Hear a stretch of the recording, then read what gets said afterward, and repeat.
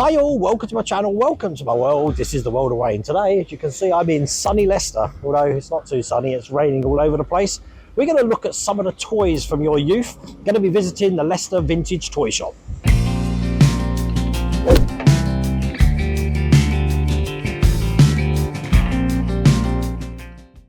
Now I'm really lucky. The Leicester Vintage and Old Toy Shop is actually only 25 miles from me, and it's a lovely place, Leicester. I know the place because both of my kids went to university there. But if you go to East Bond Street, that's where you'll find this store. So I met Joe in the store today. Let's see what wonders we can find. Okay, so I'm here in the Leicester Vintage Old Toy Shop with Joe. Hello. Hello, Joe. I saw this place on your live streams. So you do a live stream every from Thursday. Here. This is exactly where we do it from. I'm standing here. Matt's normally perched this way, and this is normally what you see behind us. It's an absolute amazing shop. Obviously, I've already been around for it. I've seen some things which made me go, oh my God, especially down there where you've got the trading cards with the bubble gum still in them. Yeah. Now, I don't know if you know, about a few years ago on the channel, we had some black hole ones. Yeah. So we ate the bubble gum, which must have been about 30 years old. It tastes like cardboard and cracking, but I just think that's absolutely brilliant that you've got that down here. But you've got... That was a white shirt before you had that, all right? It was, yeah. I think I done it. You've got everything you can shake a stick at, especially for pop culture stuff or movie-related stuff. I mean, on our channel, we primarily like the movie stuff, but if you like your He-Man, you like your Thundercats, you like Mass Proofs, the Crusaders, it's great. You've just got everything in here. I get so excited by looking around and just reliving my childhood in here. Why did you start this store? I didn't have a TV, so that's something to break to the viewers for a start. So, yeah. Weird, eh? But my dad used to run a market. He used to be the supervisor of a market in Derby. Mm-hmm. So I was brought up around old toys, and my older brothers and sisters are a lot older than me. They're 20 odd years older than me. So their toys, I was always going, yeah, these are great. And I used to play with toys all the time. So for me, it wasn't like a film obsession, it was a toy obsession. I mean, I didn't see Star Wars till I was about 15 years old, 14, 15 years old. And I was obsessed with the toys. So I didn't know who was goodies, who was... I said Prune Face, one of the figures with his clothes. I always thought he was a baddie. It turns out he's a goodie. I mean, I still don't know where he is in the film, but, you guys will tell me. So have you kept a lot of toys from your youth still? Or are you a collector? Lost everything. You've lost everything? Yeah, so what happens is you start collecting it to sort of go back and go, yeah, I want to buy this again. And then you end up with a shop. Oh, so, yeah. Wow. And when you're actually buying stock for the shop, is there anything in particular you're looking out for? I'm always looking for old stuff. Older stuff is where it's at. What sort of year? I think 70s to sort of 90s now. I mean, a lot of the 90s stuff is very, very cool. Yeah. And it's something you grow to appreciate the more you do it. For instance, as a child, I'm surrounded by Transformers. We just had a large Transformers collection here. Yeah. As a child, I didn't like Transformers. For those hands, like shovels. I mean, I can't do anything. This is just rubbish. I'm a bass player. That's the only thing I've got. So if you do models, well, I admire you greatly because I can't do models.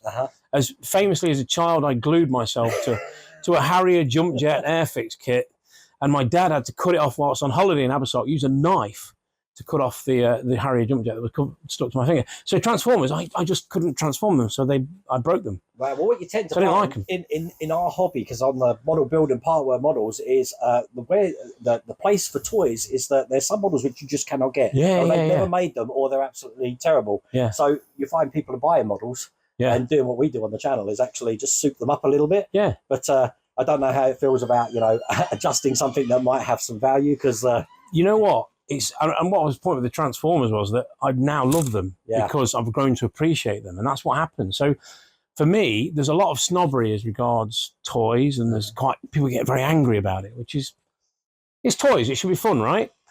So for me, no, I don't have an issue with it as long as it's not anything.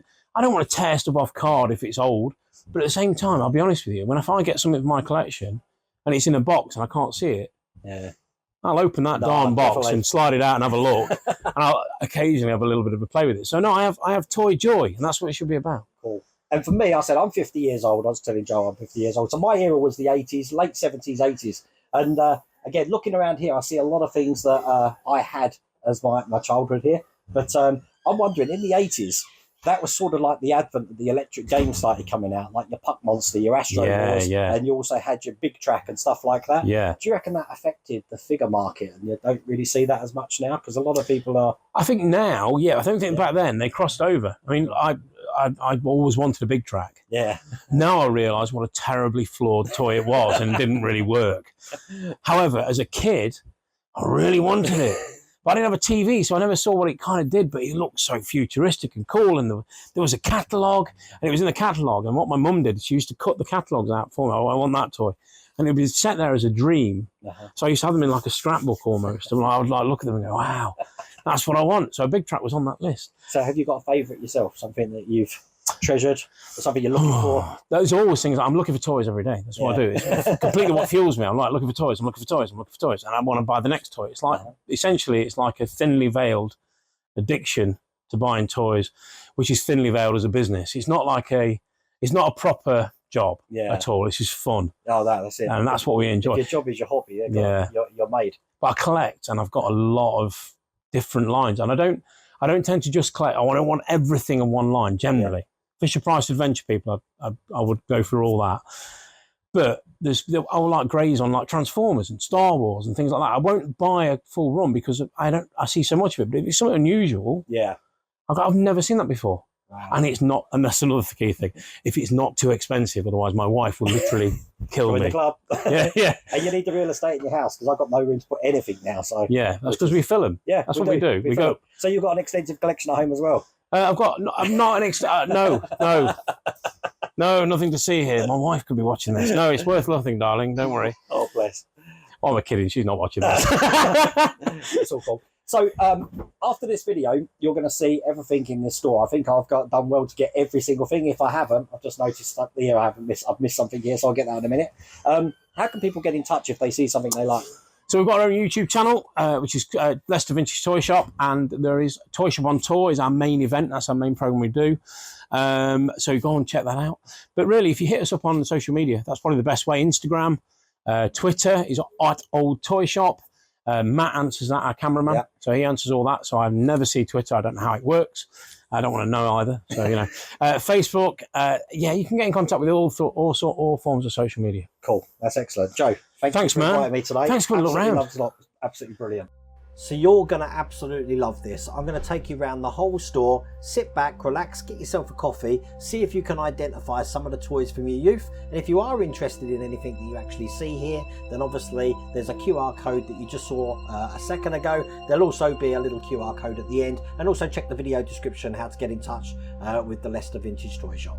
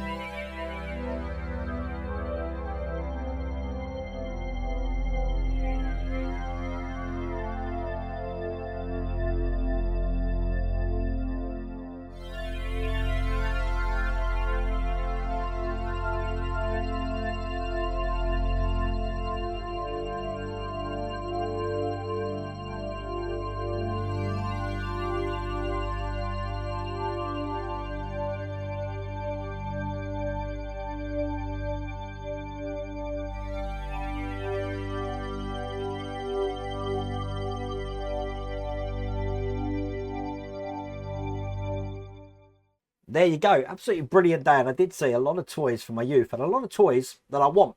I'd love to hear from you if you've noticed anything in that video that you used to own or something you'd like to own again. Just put a comment in here. If you do want to get any of those toys, then I have put the link here, I don't know, it's down here, to the vintage toy shop. There's also a link in the video description that will take you there. Get in touch with the guys there. Tell them what you're after. Also, tell them what you're looking for if you are looking for anything as well. But I hope that's gave you an insight. Some of the things on our doorstep, and it's something that I really appreciate, only being 25 miles from me in Corby. Anyway, I hope you like that video. Take care.